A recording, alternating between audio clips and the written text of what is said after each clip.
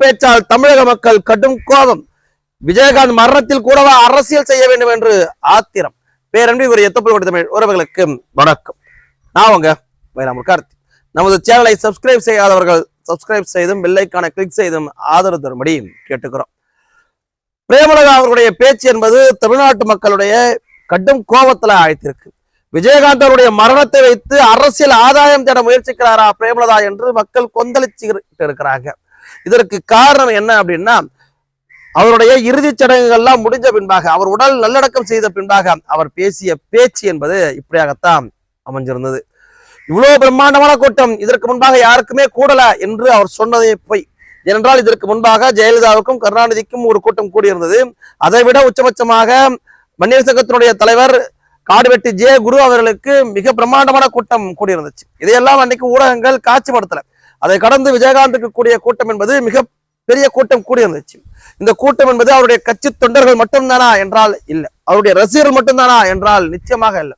அதையும் கடந்து அவர் மீது அனுதாபம் கொண்ட பல இளைஞர்களும் பல தலைவர்களும் பல பொதுமக்களும் அவருக்கு இறுதி அஞ்சலி செலுத்தினாங்க. ஆனால் பிரேமலதா கடைசியாக நன்றி தெரிவிக்கின்ற போது, இந்த கட்சியினுடைய தொண்டர்கள் எத்தனை பேர் கூடி வந்திருக்கிறீங்க அப்படின்னு அவர் நன்றி தெரிவிச்சிருந்தாங்க. அது கட்சியினுடைய தொண்டர்கள் கூடி வந்த கூட்டமானது உங்க கட்சிக்காரங்க மட்டும்தான் வந்திருந்தாங்களா விஜயகாந்த் அவருடைய மறைவுக்கு? ஏன் விஜயகாந்தோடைய மறைவை வைத்து அரசியல் ஆதாயம் தேடுறீங்க?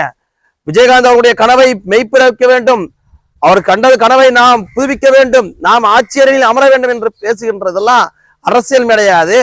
விஜயகாந்த் அவர்களுடைய இறுதி சடங்கு மேடை, இறுதி அஞ்சலி செலுத்த வேண்டிய வேலையில இப்படியான அரசியல் ஆதாயம் தேட முயற்சிக்கிறாரு என்று பலரும் குற்றச்சாட்டை வைக்கிறாங்க. அது உண்மை என்று அத்தனை பேரும் உறுதி செய்கின்ற விதமாகத்தான் அவருடைய பேச்சுமே அமைஞ்சிருந்துச்சு. விஜயகாந்த் கட்சி ஆரம்பிப்பதற்கு முன்பாகவே மிக பிரபலமான திரை ஆளுமை, அதனால் திரை நட்சத்திரங்கள் அத்தனை பேரும் அங்க திரண்டு இருந்தாங்க. திரை நட்சத்திரங்கள்லாம் அத்தனை பேர் வருவாங்களேன்னு ஒரு கூட்டம் கூடியிருந்துச்சு. விஜயகாந்த் அவருடைய மனிதாபிமானத்தின் மீது பேரன்பு கொண்ட பலரும், விஜயகாந்தின் மீது பேரன்பு கொண்ட பலரும் மற்ற இயக்கங்களை பயணிச்சதாலும் பல லட்சம் பேர் அப்படி கூடியிருந்தாங்க. இத்தனை கூட்டம் கூடினீங்களே, ஏன் தேர்தலை வெற்றி பெற முடியல அப்படின்னு யாராவது கேள்வி கேட்டாங்கன்னா அதற்கு பதில் இருக்கா? தேர்தல் நிக்க கூட முடியலையே அப்படின்னு யாராவது கேள்வி கேட்டிருந்தாங்கன்னா அதற்கு பதில் இருக்கா?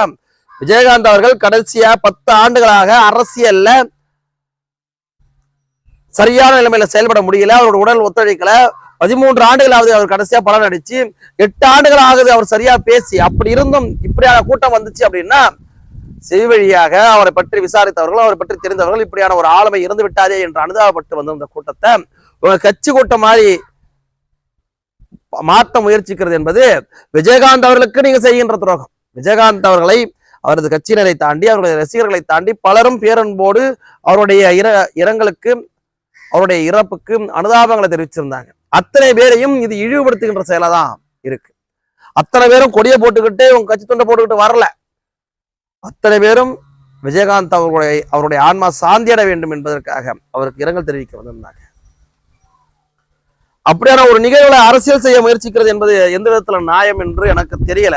நான் பேசுறது தப்புன்னு கூட பலரும் கருதலாம், ஆனா எனக்கு சரின்னு பட்டதான் நான் பேசுறேன். அதை தாண்டி சரி நீங்க கூட்டம் கொண்டீங்க, எவ்வளவு 15 லட்சம் பேர் கூட்டம் அப்படின்றீங்க, எப்படி எண்ணி பார்த்தாங்கன்றது தெரியல, ஒவ்வொரு தலையா எண்ணி பார்த்தாங்கன்றது தெரியல. நல்ல கூட்டம் அது, அவருடைய மறைவுக்கான கூட்டம். ஒரு அரசியல் தலைவர் மறைவை வருகின்ற கூட்டத்தை வைத்து அதில் அரசியல் ஆதாயம் தேட முயற்சிப்பது என்பது இழி செயலாகத்தான் நான் பார்க்கிறேன். விஜயகாந்திற்கு வந்த கூட்டம் மிகப்பெரிய கூட்டம், ஆனால் அதை கடந்து மாவீரன் காடுவெட்டியார் அவர்கள் இறந்திருந்தாங்க. அப்போ இதை விட 3 மடங்கு 4 மடங்கான கூட்டம் கூடி இருந்துச்சு. 3 மடங்கு 4 மடங்கான கூட்டம் கூடி இருந்துச்சு. இவரை போன்ற திரைப்பிரபலம் கிடையாது, இவரை போன்ற திரைப்பிரபலம் கிடையாது. இருந்தாலும் ஒரு சமுதாயத்திற்காக பல நல்ல விஷயங்களை செய்தார் என்கின்ற ரீதியில அவர் மீது அன்போடு பற்றோடு பல இளைஞர்கள் கூடி வந்திருந்த காட்சியை பார்க்க முடிஞ்சு. அதை ஊடகங்கள்லாம் இன்னைக்கு காட்சிப்படுத்துறாங்க, இதை ஊடகங்கள் காட்சிப்படுத்துறாங்க. ஆனா அந்த கூட்டத்தை காட்டி பாட்டாளி மக்கள் கட்சி அரசியல் செஞ்சது கிடையாது. அந்த கூட்டத்தை காட்டி அதுல இருந்து அரசியல் ஆதாயம் தேட முயற்சிச்சது கிடையாது. ஏன்னா தேமுதிக இப்பதான் புதுசா ஒரு கூட்டத்தை பாக்குது. பாட்டாளி மக்கள் கட்சி ஒவ்வொரு சித்திரை பெருநிலவாப்பையும் அந்த கூட்டத்தை பார்த்துச்சு. அதனாலதான் அவங்களுக்கு அந்த கூட்டத்தை பார்த்து ஒரு பிரமிப்போ உணர்ச்சி வசப்பட்டு என்ன பேசுறோம்னு தெரியாமலேயே பேசக்கூடிய நிகழ்வும் நடக்கல. ஒரு இறுதி அஞ்சலி கூட்டத்துல ரிப்போர்ட்டரே உங்கள்கிட்ட மைக்க நீட்டினாலும் அந்த சூழலை பேச முடியாத சூழல் நாளைக்கு பேசிக்கலாம்னு சொல்லி கடந்து போயிருந்திருக்கலாம், இல்ல ஏதேனும் ஒன்றை பேசியிருந்திருக்கலாம். அதை அரசியல் மேடையாக மாற்றியது என்பது அநாகரிகத்தின் உச்சம். ஒரு மனைவியா அவருடைய இழப்பு என்பது உங்களுக்கு ஈடு செய்ய முடியாத ஒன்று. ஆனா அந்த இழப்பின் போதும் கூட உங்களை ஒரு தலைவியாக முன்னிலை நிறுத்த நீங்கள் முயற்சித்தது என்பது எவராலும் ஏற்றுக்கொள்ள முடியாத ஒரு விஷயம்.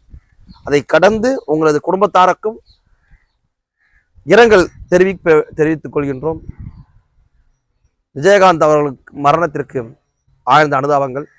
அவருடைய ஆன்மா நிச்சயமாக சாந்தி அடையும். நன்றி.